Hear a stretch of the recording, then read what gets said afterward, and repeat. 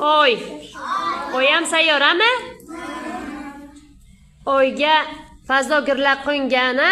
Birinchi fazogir kim edi?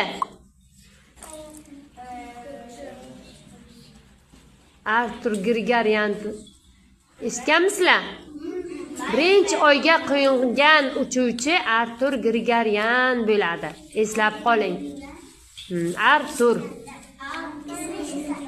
Demak, oyda hayot bormi, yo'qmi deb tadqiqotchilar izlanishgan, qidirishgan. Hozirgi zamonda ham nima qilishadi?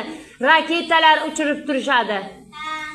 Oyda yoki boshqa sayyoralarda qani hayot bormi, suv bormi, yo o'simlik o'sadimi deb. Demak, qaysi sayyorada faqat o'simlik o'sib hayot bor? Yerda. Malades.